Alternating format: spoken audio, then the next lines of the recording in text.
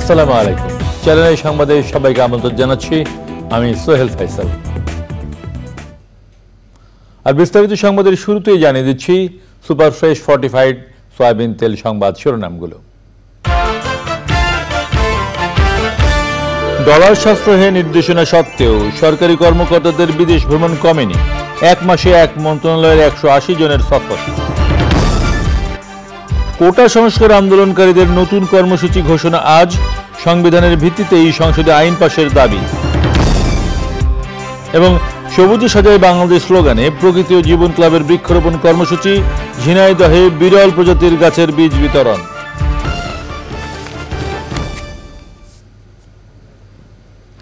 প্রিয় দর্শক, সংবাদ শিরোনামগুলো জানাচ্ছিলাম। এখনকার এই সংবাদ আয়োজন একই সঙ্গে চ্যানেলের ইউটিউব চ্যানেলে এবং চ্যানেলের ওটিটি প্ল্যাটফর্ম আই স্ক্রিনে লাইভ স্ট্রিম হচ্ছে। এখন যাচ্ছি বিস্তারিত সংবাদে। ডলার সাশ্রয়ে সরকারি কর্মকর্তাদের বিদেশ সফর কমাতে সরকারের নেওয়া উদ্যোগ ভেস্তে গেছে। চ্যানেলের অনুসন্ধানে দেখা গেছে গত এক মাসে এক মন্ত্রণালয় থেকেই বিদেশ সফর করেছেন 1.5 শতাধিক কর্মকর্তা। অন্য মন্ত্রণালয়গুলোর অবস্থাও প্রায় একই। হরহামেশাই তারা বিদেশ যাচ্ছেন। বিস্তারিত জানাচ্ছেন রফিকুল বাশার। নিষেধাজ্ঞা থাকলেও সরকারি অর্থে সরকারি কর্মকর্তাদের বিদেশ যাওয়া থেমে নেই। নিয়ম এড়িয়ে নানা কৌশলে তারা বিদেশ যাচ্ছেন। সরকারি কর্মকর্তাদের বিদেশ সফর নিয়ে অনুসন্ধানে দেখা গেছে কেবল মে মাসেই বিদ্যুৎ বিভাগের 180 জন কর্মকর্তা বিদেশ যাওয়ার অনুমতি নিয়েছেন।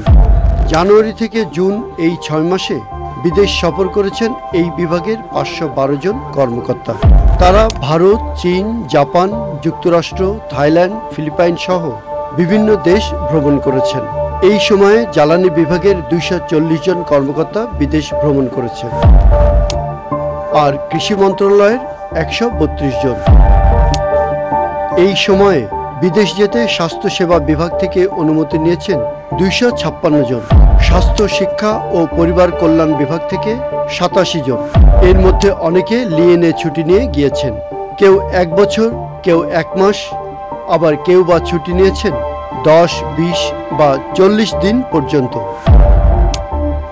গত 6 মাসে বেসরকারি বিমান চলাচল থেকে 80 জন, অর্থনৈতিক সম্পর্ক বিভাগ থেকে 50 জন, বাণিজ্য মন্ত্রণালয় থেকে 34 জন, তথ্য মন্ত্রণালয়ের 57 জন, তথ্য ও যোগাযোগ প্রযুক্তি থেকে 30 জন বিদেশ গিয়েছেন।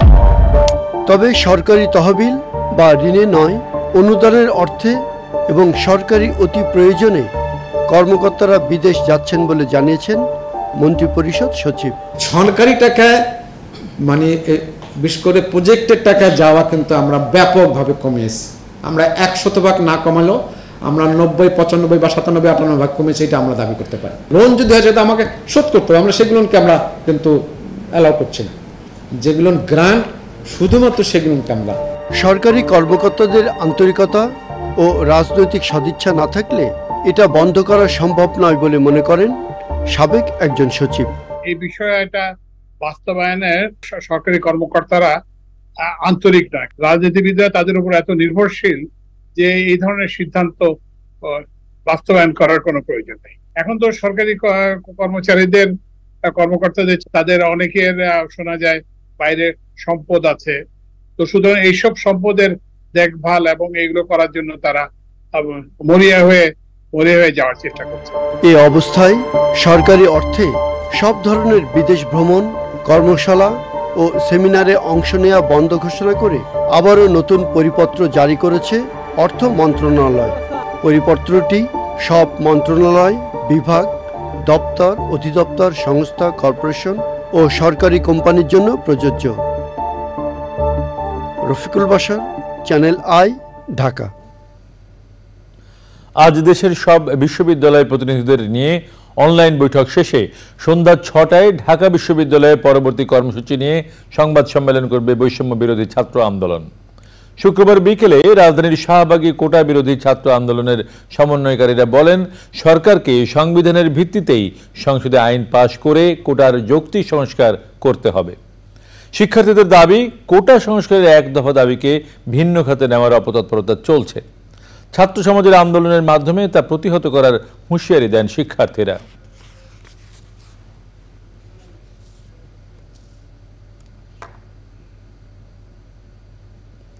সবুজে সাজায় বাংলাদেশ স্লোগানকে ধারণ করে গত বছর বৃক্ষরোপণ কর্মসূচি করে দেশ জুড়ে ব্যাপক সারা জায়গায় প্রকৃতি ও জীবন ফাউন্ডেশনের প্রকৃতি ও জীবন ক্লাব।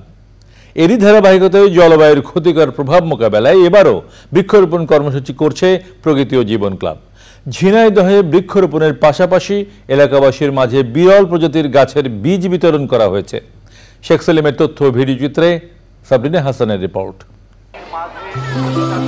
বৈশ্বিক উষ্ণায়ন সহনীয় মাত্রায় রাখতে এবং সারা দেশে সবুজ বেষ্টনী গড়ার অংশ হিসেবে ঝিনাইদহে প্রকৃতি ও জীবন ক্লাবের মাসব্যাপী বৃক্ষরোপণ কর্মসূচি। সবুজে সাজাই বাংলাদেশ এই প্রতিপাদ্যে ঝিনাইদহ কালেক্টরেট স্কুল অ্যান্ড কলেজে বৃক্ষরোপণ কর্মসূচি পালন করেছে প্রকৃতি জীবন ক্লাব ঝিনাইদহ। সারা বাংলাদেশ ব্যাপী কিন্তু এই কর্মসূচি শুরু হয়েছে প্রকৃতি জীবন ক্লাবের মাধ্যমে।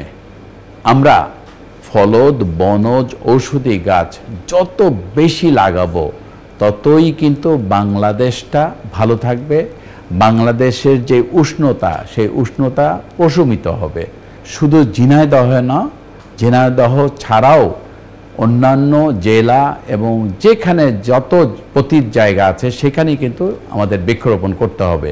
আজকে কিন্তু আমরা এই সারা বিশ্বে যে উষ্ণায়ন হচ্ছে, এই উষ্ণায়নের মূল কারণেই কিন্তু আমরা বৃক্ষ নিধন করে ফেলছি এবং আমরা কিন্তু নানা ধরনের বৈরী কর্মকাণ্ডের মাধ্যমে আমাদের এই উষ্ণতাকে বাড়িয়ে ফেলছি। তো সেটাকে যদি প্রশমিত করতে হয়, বৃক্ষরোপণের কোনো বিকল্প নেই।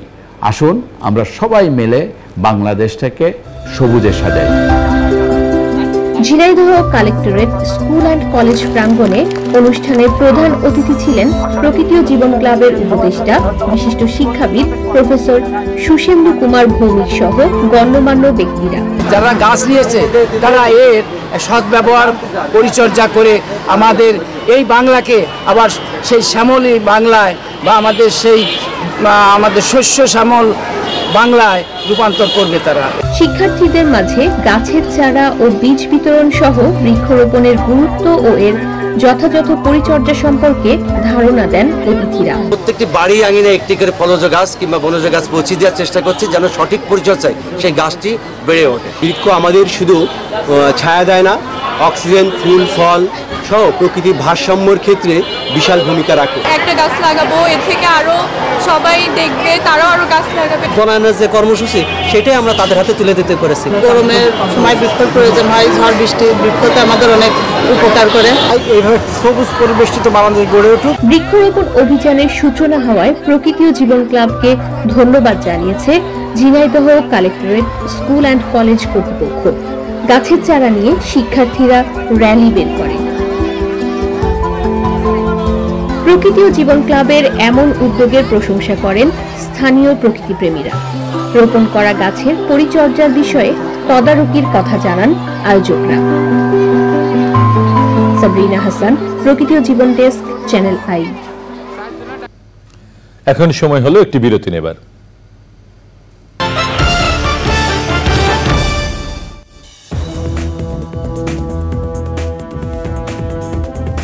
সংবাদে আরো একবার আমন্ত্রণ। এবারে নিটল টাটা কৃষি সংবাদ।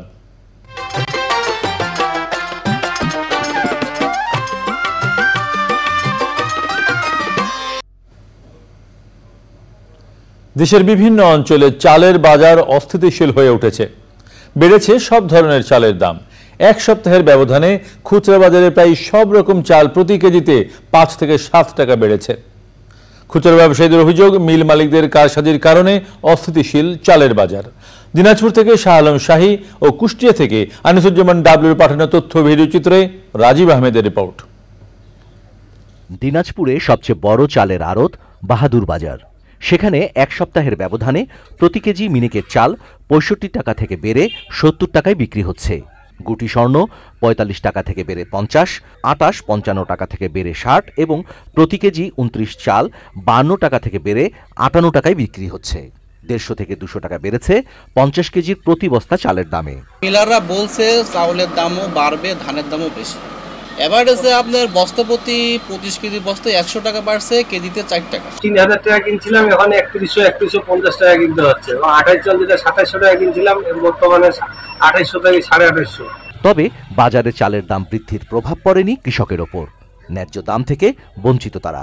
যখন ধান কাটামারা ছিল না, তখন ধান কিন্তু ১৬০০, ১৪০০, ১৫০০ মনে করেন হাটে ধান নিয়ে যাচ্ছি, ভিজা ধান কেউ কিনতে যাচ্ছে না। পরে মনে করেন যে আমাদের তো চাষিদের পুরা লস। আমরা ধান দামে পাই না ১৬০০ টাকা বস্তা, ২ মাস পর টাকা কৃষক মরিছে। বোরো মৌসুম শেষ হয়েছে মাসখানেক আগে। এরই মধ্যে কুষ্টিয়ার খাজানগর চালের মোকামে কয়েক দফায় চালের দাম বেড়েছে। আইলচারা ধানের হাটে ২ সপ্তাহের ব্যবধানে সরু ধান প্রতি মনে ১৫০ থেকে ২০০ টাকা বেড়েছে। আজকে সর্বোচ্চ ধানের বাজার গেছে ১৪৯০, ১৫০০, আর তারপরে নিচে ১৪৬০, আর এক মাস আগে ছিল আপনার ১৩২০, ১৩১০। ২২ টাকা কেজি ইউরিয়া কিনা লাগছে, তাহলে সেই চাষিটা খরচ দিয়ে এই চাষিটা ইনকাম করে কয় টাকা বেচবি মন ধান? এই যে এখন কিছু ব্যবসায়িকরা আছে, এরা ১ হাজার টাকা ধান কিনছে, এরা তো চাষির মূল্য পাচ্ছে না। ধান ও চালের বাজারে দাম বেড়ে যাওয়ায় মিল মালিকদের সঙ্গে সভা করে নির্দেশনা দেওয়া হয়েছে। অনিয়ম ও সিন্ডিকেট রুখতে বস্তায় ধানের জাত ও দাম লেখার বিষয়টি বাস্তবায়নে কাজ করছে স্থানীয় প্রশাসন। Rajib Ahmed, channel I. এবারে প্রকৃতি সংবাদ।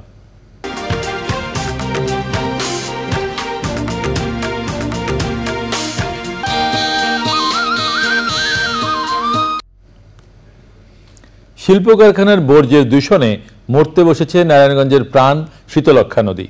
এ উপলক্ষে আলোচনা সভায় বক্তারা বলেন, নদী দূষণ কমাতে সব শিল্প প্রতিষ্ঠানে ইটিপি প্ল্যান্ট শতভাগ নিশ্চিত করা জরুরি।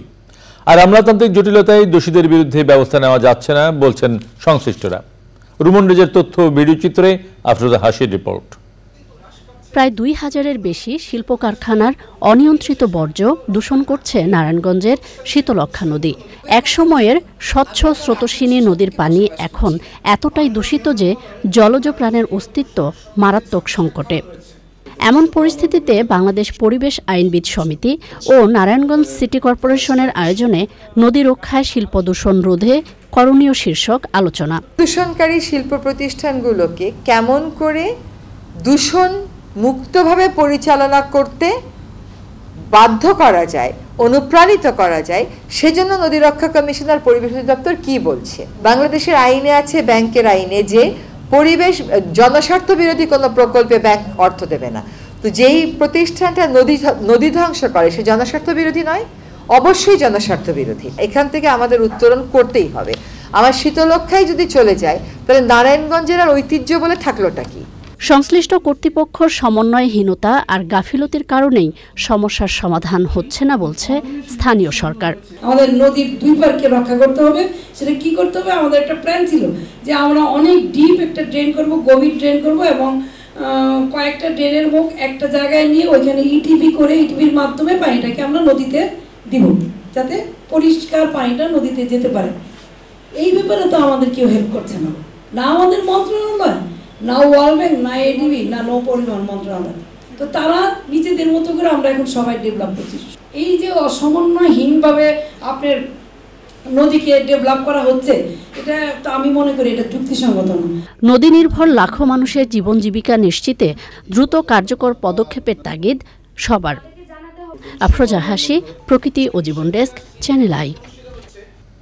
এবারে খেলার খবর।